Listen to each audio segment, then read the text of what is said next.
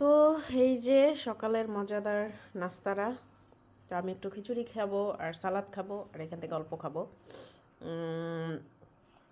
এটা অলরেডি আমি যে খাওয়া শুরু করে দিছি ভিডিও করার আগেই। আমার কাছে অনেক ভালো লাগে এটা।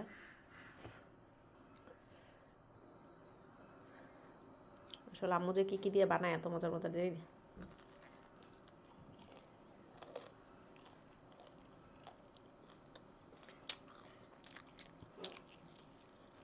লুক লাইক এ বিস্কুট, কিন্তু খেতে অনেক মজা।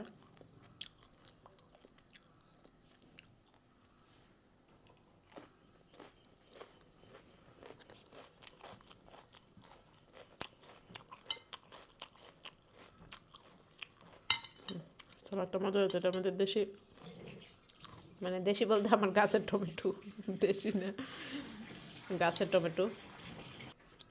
আমার গাছে অনেক সুন্দর সুন্দর টমেটো হয়েছে, কাঁচা পাকা টমেটো দিয়ে এটা বানাইছে। না তো খাও,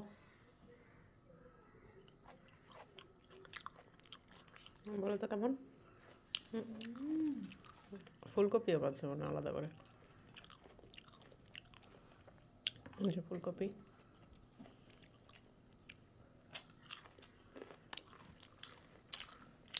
বাচ্চা পুরো খেতে তো মজাই লাগে।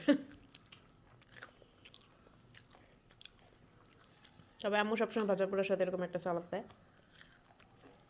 যেটা একদম হেলদি। ভাজা পোড়াটা, ভাজা পোড়ার সাথে এটা খেলে আসলে পেটে ওরকমভাবে গ্যাস হয় না। তো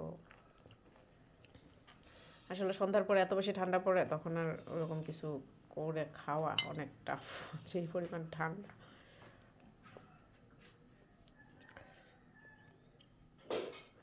আমরা সবসময় বাঁধাকপিটা, আম্মু তো অনেক অনেক বড় করে বাঁধাকপি কাটে, কেটে তারপর হচ্ছে এই সালাদ দেয়। সালাদ দিয়ে তারপর এটার ভিতরে এরকম আলু ভাজা দেয়, আর হচ্ছে যেটা মাছ ভাজা বা যাই হোক না কেন ওইটা দিবে। মাংস হইলে মাংস, মুরগির মাংস হইলে গ্রিলটা দিবে, ওইভাবে দিয়ে তারপরে হচ্ছে খাবে। তো ওইটাও খাইতে অনেক মজা।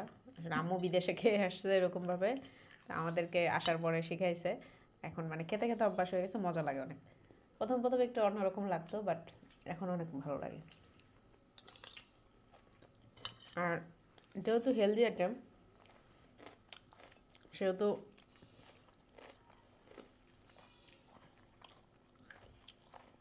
সমস্যা হয় না, পেটের জন্য আরও ভালো। হেলদি আইটেম একটু কষ্ট করে খেলেও সমস্যা নেই।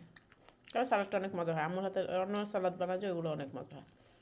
তো আজকের মতো এই পর্যন্তই, আল্লাহ হাফেজ।